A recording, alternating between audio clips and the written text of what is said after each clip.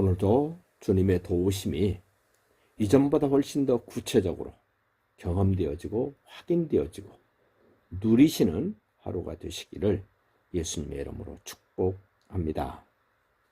이제 21장 오늘부터 다윗은 그야말로 도망자 신세가 되어서 사울을 두려워서 14군데나 여기저기 도망다니는 이 다윗의 모습, 다윗의 신세.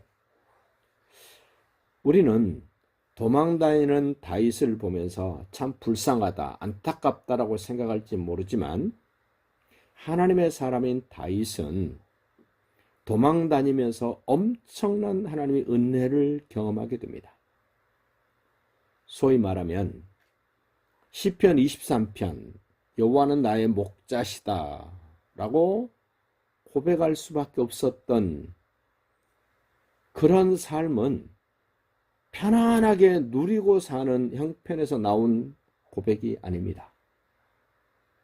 젊은 사자는 궁핍하여 줄일지라도 여호와를 경외하는 자는 모든 좋은 것에 부족함이 없으리라고 고백했던 그 시편이 사울을 두려워서 도망다닐 때 읊조릴 수밖에 없었던 시편이었다는 걸 꼭 기억을 하시고, 일반 세상 사람들은 도망다니고 혼자 있고 그러면 못 살겠다고 소리치고 아우성입니다마는 하나님의 사람들은 혼자 있을 때, 고난당할 때, 어려울 때 하나님이 나에게 무엇을 어떻게 베풀어 주시는가를 구체적으로 경험하게 되고 그 하나님을 읊조리게 되고 그 하나님을 신뢰하게 되고 그 하나님을 사랑하게 된다는 겁니다.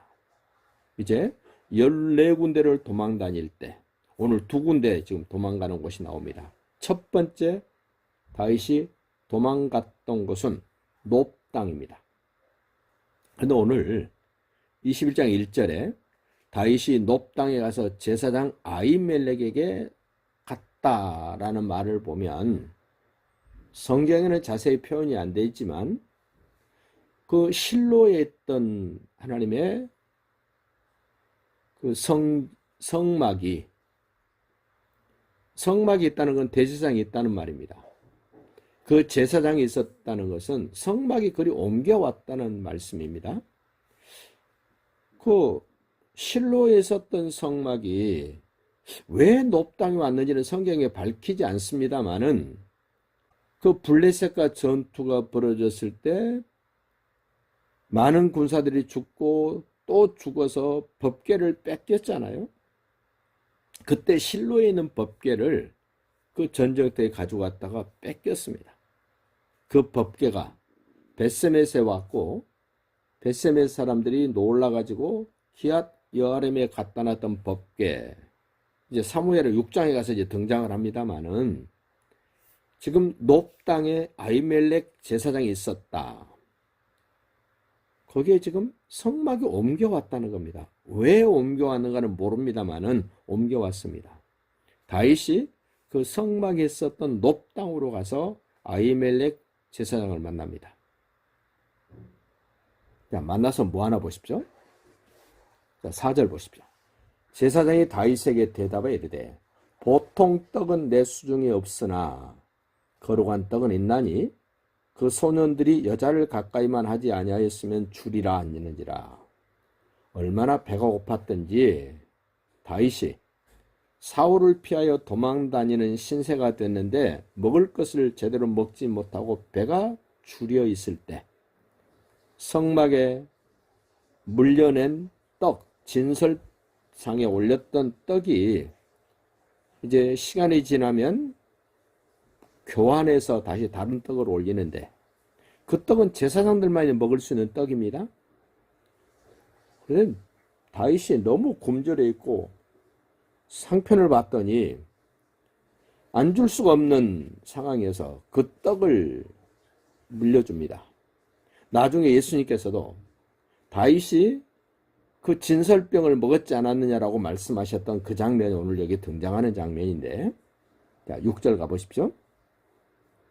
제사장이 그 거룩한 떡을 주었으니 거기는 진설병 곧 여호와 앞에서 물려낸 떡밖에는 없었습니다. 이 떡은 더운 떡을 드리는 날에 물려낸 것이더라. 시간이 되면 떡을 교체해서 다른 따뜻한 떡으로 하나님 앞에 올려드리는 그때 물려낸 진설병 거룩한 떡밖에 없었는데 그것을 다윗이 받아서 먹게 됩니다. 그런데 그 순간에 한 사람이 그 장면을 보고 있는 사람이 오늘 7절에 등장을 합니다. 그날에 사울의 신하 한 사람이 여호와 앞에 머물러 있었는데 그는 도액이라 이름하는 에돔 사람이요 사울의 목자였더라. 이렇게 설명된 한 인물 보십시오. 아히멜렉 제사장이 다윗에게 진설병 떡을 주는 그 순간에 그 장면을 본 사람이 있습니다. 사울의 신하랍니다. 둘도 아니고 한 사람이랍니다. 그의 이름이 오늘 소개되는데 도액이라는 사람입니다. 기억해 놓으십시오. 도액이라는 사람. 그는 에돔 사람이었습니다. 그런데 그가 사울의 목자장이었답니다. 이 사람이 나중에 사울에게 일러 바칩니다. 높 땅의 성막에서 일하고 있는 아히멜렉 제사장이 다윗에게 떡을 줘서 왕의 대적자를 매게 살렸습니다. 도망갈 수 있게 해줬습니다. 그 사울에게 보고를 합니다.